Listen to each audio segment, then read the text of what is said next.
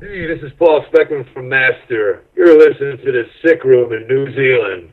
Check it out, motherfucker. Well, let's talk about your early days before you got into heavy metal and stuff like that. What was some of your first musical memories growing up as a child that may have led you to want to be the frontman of a band?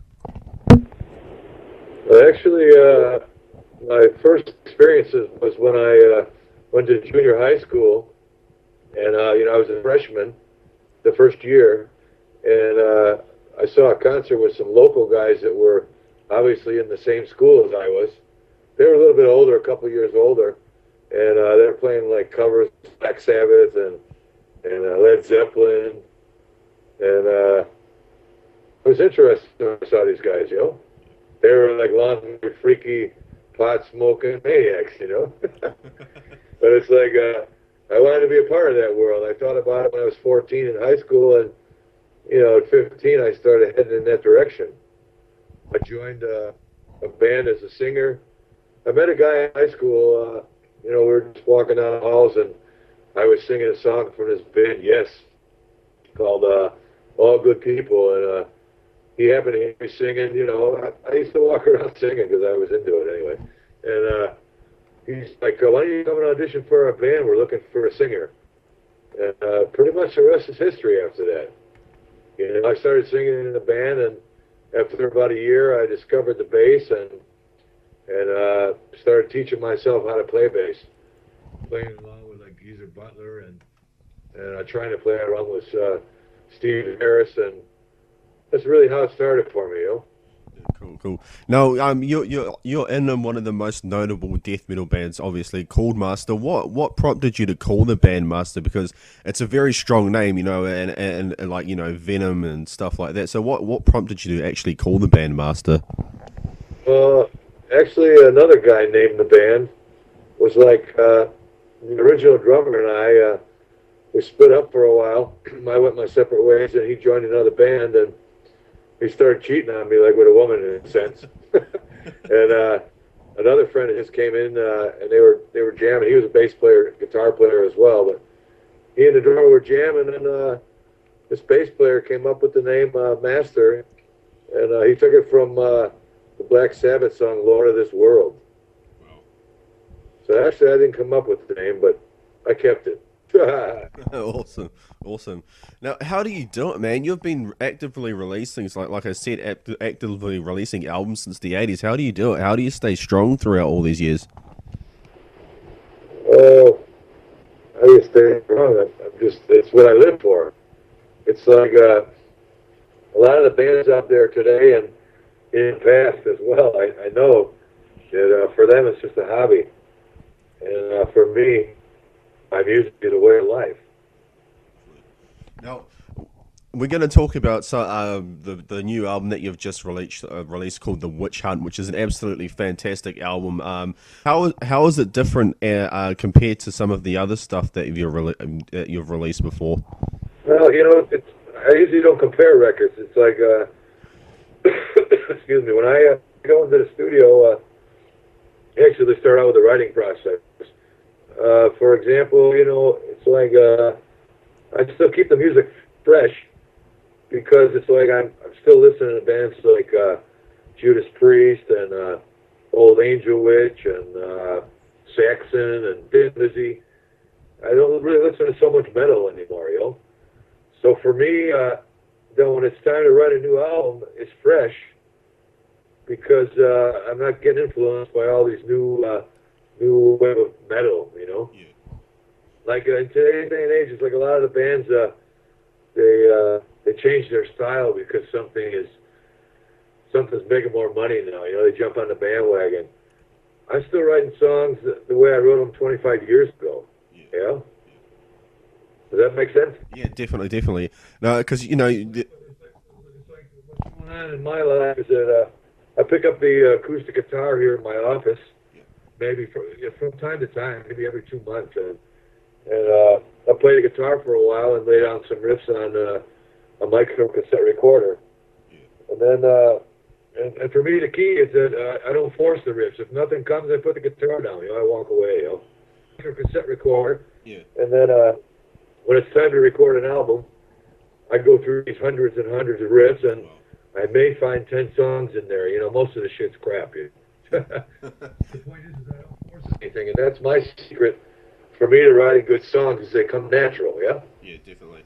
Now, if a fan listens to the album Witchhunt and really likes it, what do you recommend that a fan does in terms of exploring some of the older material? Because you hear a lot of bands today saying that they're releasing their best albums in 2013 and stuff like that. So what would you recommend that a fan does in terms of exploring the older Master material? At least the first album was... the first and second albums were the most successful albums. But again, if this was, you know, in 89 and 90, these records came out, and it's like at that time the music was so of course everybody bought it. You know? Today it seems like swamped with a million bands and competition's first. I would say just picking out message out the Master U.S.A or F.D.A. You know, there's some other classics out there as well. You know, like 4 More Years of Terror or The Spirit of the West. Yeah, I take pride in all my records. Slave Society is another good one. The New Elite, just before this was a good one. Like I said, I take pride in all the records. They've all got something to offer. The only difference is that some have better recordings. The production's better. We had a bigger budget, etc. But the point is they're all still raw and aggressive in their own way. You know? You recently went on tour with Onslaught and Empire of Evil. How was that tour? It was fantastic. We had a really good time, you know. What was really cool is that, you know, we got along with everybody. The guys are all really cool in both bands. And even the support band, Terror, they were cool young guys too. The point was that we got to play some decent crowds and you know, bands kick this every day. So many times they go on a tour and you've got 3 or 4 crappy support bands. Well, this time around, all bands kick ass every day. So, you know, I enjoyed watching the bands while I sell merchandise myself, you know. Of course, I didn't play it, but I really kick ass and so did Empire of Evil, really. It was really a good to hang out with Jeff, you know, Mantis from Venom. Really cool guy. And of course, Tony Dolan as well. Good people. Nigel, you know, Cy. Just really down to earth and influential, cool people, yeah? Definitely. Now, to say about the tour, really. With the album The Witchhunt, the new tracks seem to utilize a hell of a lot more melody, but still have that old school feel to them. What inspired you to kind of go into that direction with using more melody in the new album The Witchhunt? And again, I already answered that question. My life inspires me. I write songs. I write albums at different periods in my life. I guess I was feeling alive at the time. I really can't tell you, you know. That's a hard question for me because I don't purposely write melodies. And if I like them, yeah. From what I can remember back in the day, Master planned its roots as actually called the band Warcry and Deathstrike in its early 80s. How did you progress from playing thrash style with those bands into going into something more of a death metal style? Okay, well, what happened was this is a good one too. And I actually, can you hear me okay? Yeah, I can hear you perfectly fine. As long as you can hear me fine. I got it this time. I actually told Mantis this on the road, you know. I was in this band, was sort of a Doom, Black Sabbath-y kind of band, as you said, called Warcry. And the guitar player knew that I was into Venom and Slayer, of course, and Metallica. And he handed me this 7-inch from Venom. It had Live Like an Angel, Die Like a Devil, and In League with Satan on the other side, on the flip side or whatever. It was a 7-inch, you know. And after hearing this stuff, I just wanted to get more aggressive. You know, shortly after that time, I played it for the drummer who was temporarily in Warcry as well, Bill Schmidt. And he began writing some heavier songs, and he and I searched for a guitar player for about a year, never found one. We went our separate ways, and then I put together Deathstrike, which was influenced by bands, let's say, for example, like Discharge and GBH and The Exploited. At that time, I was listening to a lot of punk rock, you know? Yeah. And of course, Venom was in the back of my mind, and Motorhead too. So the point is I just, at the time, I just wanted to be the heaviest I could be. After hearing that 7-inch, it really changed my life. I told Matt this on the road too. Wow. Now, I heard that you guys actually almost signed to Combat Records back in the day as well. What's the story behind that? All right, so Combat Records offered Chuck from Death and Possessed and Master actually the same contracts. We actually got our contract before those bands. Wow. Anyway, point is, it was a shitty deal. It was $1,000 to record, you know, and they didn't know what they had in those days, so they didn't give you a good deal. It was just starting out, you know. Yeah. And the original drummer, Bill Schmidt, he was like afraid of his own shadow. And at that time, he was in control of the bandmaster. He wrote the first 3 songs, and anyway, so we got this contract. My father passed away, left me a shitload of money, and I went in the studio and paid for the studio and recorded with these guys, with the original lineup, with the promise from the drummer that we would sign the first decent contract that came along. Well, this was the only contract that came along for quite some time afterwards as well. So anyway, I spent the money, and he decided the contract wasn't worth anything, and we hired a guy to read the contract. He charged me $1 a minute to read it. A famous guy called Kim Fowley, not King Fowley, Kim Fowley. He was the manager of the Runaways, and I wrote songs for Kiss and Alice Cooper. Well, he charged me $1 a minute and turned this small-time contract into a multi-million-dollar deal. Obviously, I got the contract back and threw it in the garbage. Well, it took me till 1989 to get it back together, really, and get a contract for a master. So the guys in the band, they wanted to keep their day jobs, and they didn't want to go on tour in America again for a struggle. So I was offered a tour in Europe, and that's the reason why I ended up in Czech. It was Little Creation, Master, and Krabathor, and I put together a project with Krabathor after the tour called Martyr. We recorded an album together, and that's what brought me to Europe, and that's why I'm here today. So rock and roll brought me to Europe, you know? Wow, cool. How I just want to quickly add on that. How have you found the transition moving from America to somewhere like the Czech Republic? It was very difficult in the beginning, of course. You know, everything was old and run down when I got here. But after, 14 years, the European Union money came in. They're painting everything, remodeling. They're building new buildings everywhere. Life has changed. When I got here, I struggled. The language, everything was a struggle. But now everything's fine, of course. You live and learn, Clear blast. During those years, I had some projects, Funeral Bitch, Abomination. I mean, it wasn't bad, but just things were a bit different for a while, Yeah. Now, I remember reading that you actually picked things back up with Abomination. Say it again.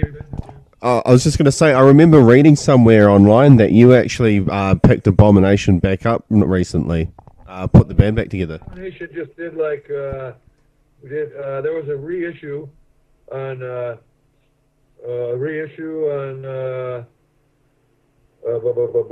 Nuclear Blast Records. They offered me a new contract at one point 2 years ago. And so I decided to sign the contract because it was a good deal, and they were trying to make amends for some problems in the past. And so I thought, hell, we should go out and do some shows.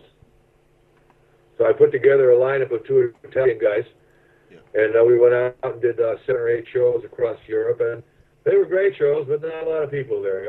People that seemed to have forgotten about Abomination. Really, It was too bad. I mean, I had a good time. It was nice playing some of the old tracks.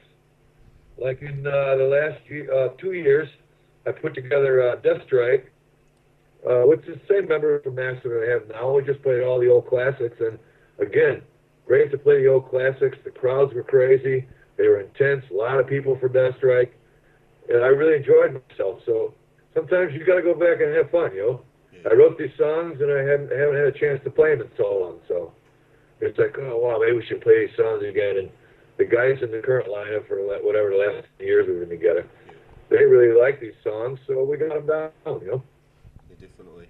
Now, Something good for the fans out there to finally get a chance, because Death Strike never played any shows in my career period. yeah, definitely. Now, we were just talking before about live shows with Master Onslaught and Empire of Evil. I have to say, you do maintain a relentless touring schedule and always put on professional shows, even when facing adversity like no money and disorganized promoters. How do you do it? How do you keep up the regular touring schedule? That's all I do. I don't do anything else for a living. I only play music, so obviously I got to play shows all the time. That obviously helps pay the bills, and it keeps me young, man. Of course. I mean, you look at the videos, and I'm still giving it 100%. You can see videos from the recent tour or videos from last year or the year before. I'm still out there, kicking ass every year, and I like a rigorous schedule. Next up is the Balkans, followed by South America. Then I'm going to the USA again. It continues. Now, I understand that you've actually written a book as well. What can you tell us about the new book that you've written? Well, actually, this particular book that you're talking about, it's a pictorial book. It's nearly finished. A German company came up with the idea. I actually have an autobiography as well, but I've been trying for 5 years to get somebody to put it out. It's got so many serious and crazy stories about famous people that people would love to hear. But people are afraid of the truth, so a lot of these publishers turned it down. So in the meantime, my friend in Germany a year ago came up with an idea to put out a pictorial book. It takes you through my career from, from a child all the way to now. There's photos from the tours and photos from different aspects of my life, and some stories as well. Obviously, the actual autobiography itself will have many more stories, Yeah, definitely. Now, I think this. It's mainly for a collector who's in Paul Speckmann, the person, whatever. It's an interesting book, and there's some great pictures in there. I dug through my whole history of all the bands, and there's some funny ones. It's interesting anyway. It must have brought up some great memories for you then. So let's talk about anecdotes. Do you have any anecdotes or funny moments that you can remember that whether it's on the last tour with Onslaught or Empire Evil or some of your early stuff? What are some of the more fond memories that you have or anecdotes that you can share for the listeners? Some good times, or what do you mean? Yeah, some funny shit that's happened on tour that you can remember, basically, in short. Well, I don't know about funny, but I'll tell you an interesting story anyway. I'm not sure how funny it is, but in '98, I was on stage playing the song Mangled Dehumanization. And we were doing our first South American tour, and this was a tour like you're driving around in city buses, Yeah. Today, you take airplanes everywhere when you travel in South America. You fly to each show. Life is much better, But so we get to this concert in where are we? In Honduras, I believe. Yeah, Honduras. But anyway, we get to the club, and there's maybe 700-800 people in there, and we walk in there, and we're looking around, and we go reach for a beer, and it's just like the beer is like piss warm, and the drummer's like, man, Paul, I don't know if we'll play the show drinking this piss warm beer. I need some water, he says to me, Yeah, okay. So, we walked down the street. I bought a couple of bottles of water. At that time in '98, they had a bottle of water as well. Anyway, and now we head back to the club, and we get to the front door, and there's like a coat room there, or a cloak room, what do you want to call it? You hang up your jackets in there. Well, there's a fire going on there, a small fire. Somebody set a fire in the corner. And so we had to take that water that I just bought for him to put the fire out.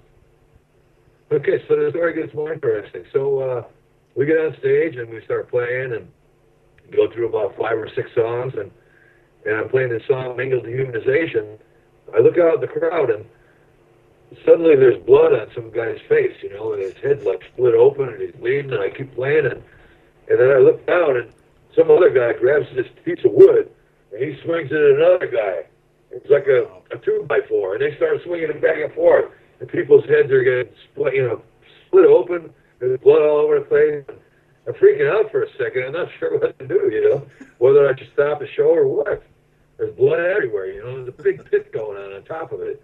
And then I feel a tap on my shoulder, you know, and I look over my shoulder, and the stage is filled with cops with machine guns behind us, maybe 7 or 8 of them.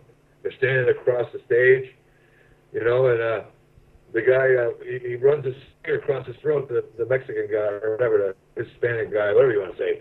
And I got to say to the guy, un momento, por favor, senor. He smiles at me and nods his head yes. I finished the song, and then they escorted us into taxi cabs, and we took off, headed for the bus station to leave again. It's still pretty metal, though, by the sounds of the events. Just crazy, yo. I mean, okay. But that's rock and roll, yo. Definitely. Now, speaking of something comedic, I think it was the band Hellhammer that always used to chant "Only Death is Real." It seemed to have launched legions of death metal and grindcore bands, you know, which showed us through sickness, misery, and sudden doom and all that in their lyrics, that life is short, manipulations are false, and that we need to get back to reality, etc. How do these themes influence your songwriting and imagery? Well, the point is in today's world, we're living in a government-controlled society. Yeah. I mean, obviously, when I was a younger man, it was the same, but not as extreme as today. It's like the governments and the politicians and the banks have too much power over the people today. They're controlling everybody's destiny. And every time you do something you don't like, they put you in their little black book and they're looking out for you, especially in America. Over here, thankfully, you know, they're not bothering me too much or paying too much of what I'm doing, you know. Yeah. It's like, I found over here in Europe, it's more of a free society than it is in America today. Now, don't get me wrong, you know, America was free when I was a young man, of course, but things have gotten out of control. I mean, it's like when you fly to America, say through Schiphol Airport in Holland, in Amsterdam.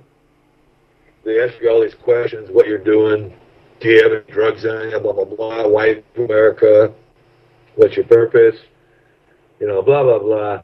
And then you go through this, like, it looks like a spaceship. It's like a the TARDIS or something on Doctor Who. It's like a space machine, you know. You go in there and you put your hands up and your feet on a thing and they run the scanner around you. It's really quick, you know, they scan your eyes and retina scans. The point is that, you know, why, you know, so they know where I'm going after they scan my retinas, of course. Why do they need to know where I'm going? Not every long-haired, tattooed, freaking guy who looks like you or I, because they're long-haired too. Anyway, we're not all terrorists, but the fact is, it's not doing anymore. It's control. Yeah, definitely. And it scares the hell out of me that the world is getting worse. It's like science fiction is becoming reality now, and that scares the hell out of me, man. Pretty soon there'll be a computer chip in your hand, you know, in your wrist. Yeah, definitely. Now, I have to say, Paul, I think the last album that I remember Master releasing was called The New Elite, which was a little while ago now. Now, the album actually has two different... About a year ago. Yeah. Just over a year ago, yeah. That was one of the last albums that I remember from you guys. I was just going to say, why does the album have two different artworks on that one? Again, it's a good question, but nothing to it. Just the vinyl company here, Dementia in Czech Republic, they didn't like the cover so much, so they said, Paul, can we make a new cover? And of course I said, go for it. Let's see what it comes out to be.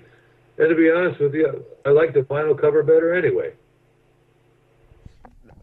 You've actually got a new formation with Master as well. I can't actually pronounce their name, I don't think, but how long has this lineup been together? Oh, this lineup has been together since 2003. Yeah, 2003. Oh, cool. So, you know, quite a few years, to be honest with you. I guess I said 10 earlier, but it's more like 11, 12, you know. Time flies, you know. Yeah, definitely. Now, working in a three-piece and being in a death metal band is quite different. Does everybody get their input when it comes to writing music for albums? Well, let's just say the last several albums, not including the one we just, not including the Witchhunt, but the last several albums, the guitar player wrote 2 or 3 songs on each album. He wrote some good songs, it's fine. And but on this album, he was working in a music shop, selling guitars and stuff, and he was busy. So on this album, I wrote 10 songs out of the 11, which in the past, like, let's say 3 or 4 albums ago, I was writing the complete albums.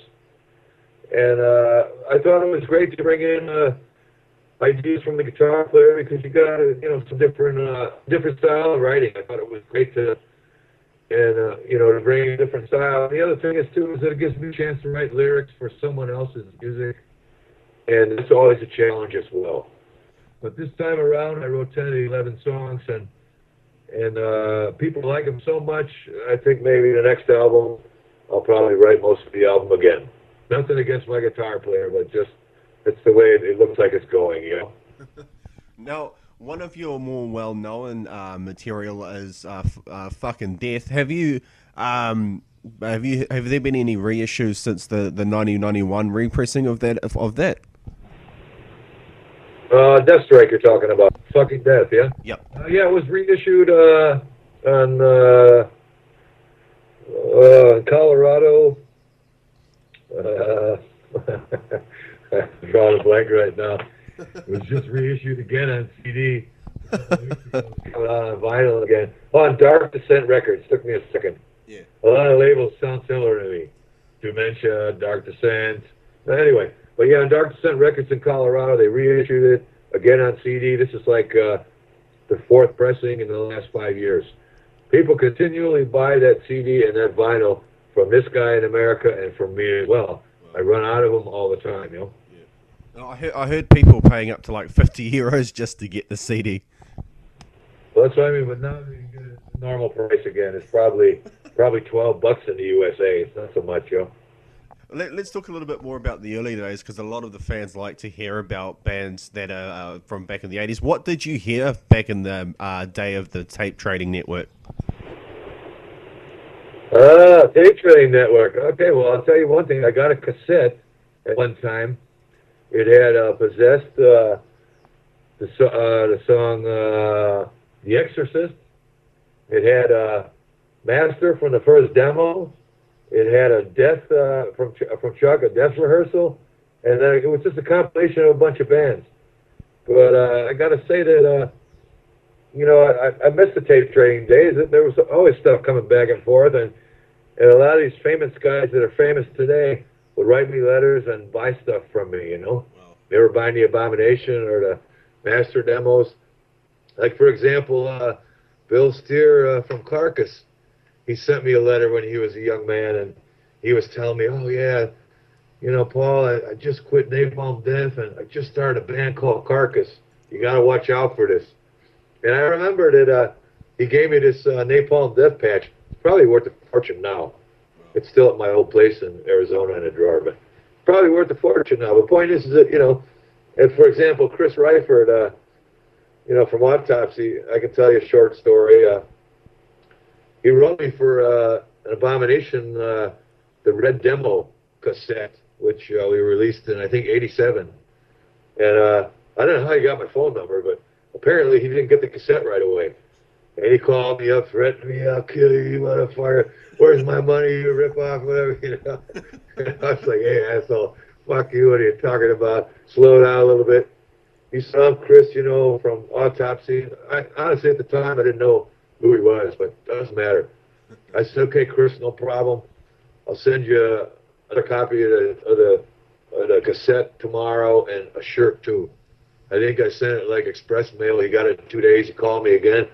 Oh, man, Paul, the demo's killer, and thanks for the shirt, man. You fucking rule, brother, And it's funny because then in 2000, let's see, 2000, probably 2008 or 2009, I had a show in San Francisco on our U.S. tour, and he came to the show, and we drank some Jack Daniels and reminisced about the old days, and we talked about that phone call, too.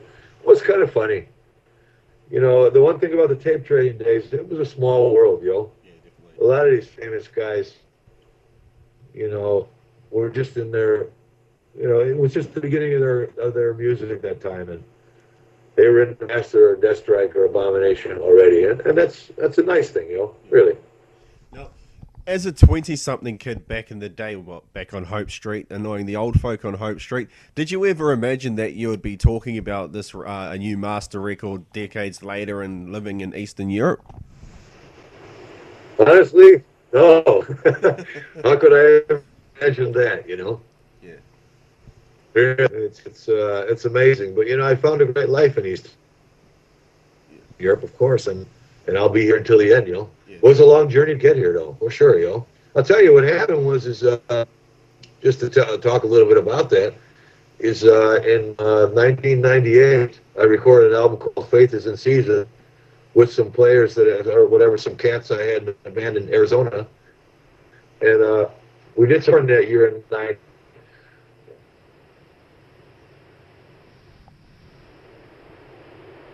You there?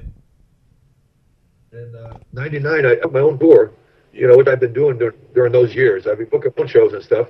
And many times, you'd play like Friday, Saturday, and Sunday. Monday, Tuesday, and Wednesday, we'd camp in the national forests around the USA, California or Florida or Texas, whatever, parks. Barbie drinking beer for 3 or 4 days to the next shows.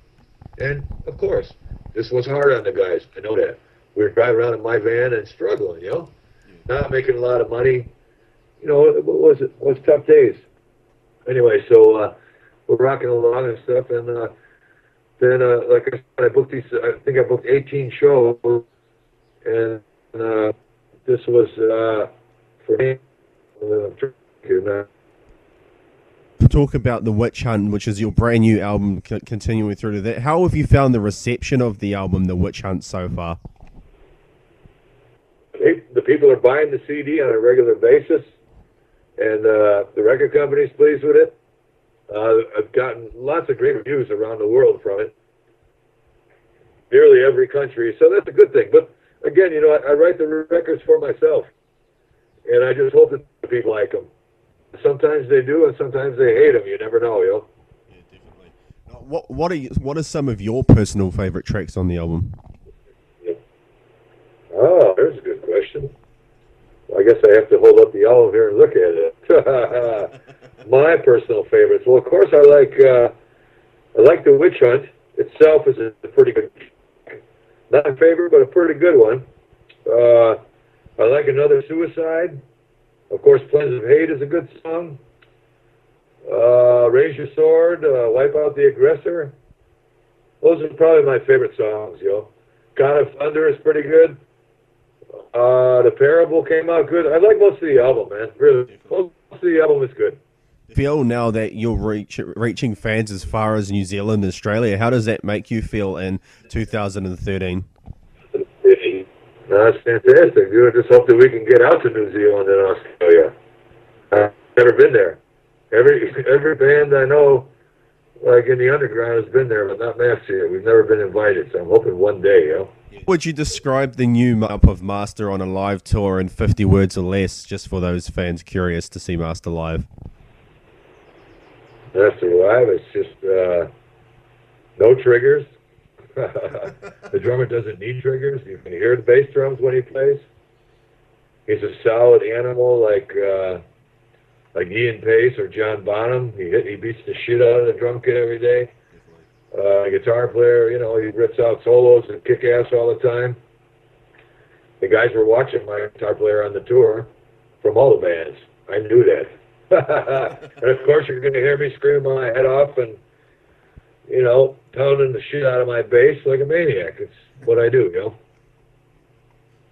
This is a question that I like to ask all of my guests here on the show. How would you describe your career with Master in one word? Successful, because we're still doing it after all these years. Yeah, it's 30 years that I've been playing some of these songs. Touring the world for 30 years, so for me, that's success, And you're talking to me. Yeah, definitely. In a country that you've probably not done an interview before. Yeah, like I said, Australia, New Zealand. I never brought Master to Japan before. I've been there with Cravathor, but not Master. Wow. But quite a few, obviously not India or China either. I wouldn't mind checking these places out, What's the concept behind the artwork on the Witchhunt? What's the concept behind that? There there is no big concept. This is one of the first albums in a long time where I just went to a website when the record company said, "Hey, I get artists, go to their website, see what you think of their art." The guy had like maybe 7 or 8 pieces there. I just liked this one. I thought it looked like underground metal to me, and I just chose it. So no concept on that part, you know. Wow.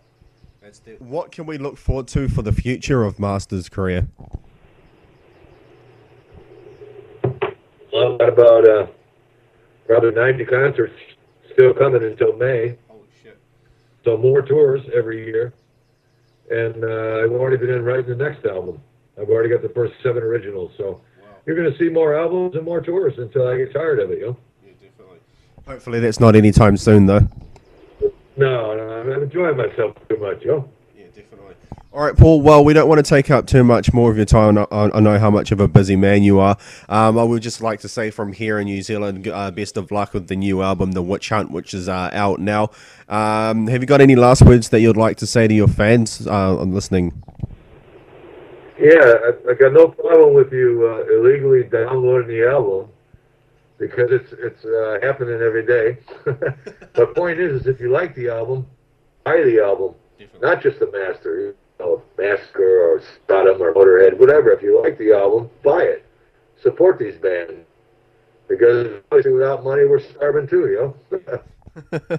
All right, Paul. Well, we wish you nothing but the best of luck, as I said, on this new album, and we're definitely going to blast it as much as we can down here. And hope to converse with you sometime again soon on the next record or before then with another interview. All right, man. Thank you very much for your time, buddy. Cool.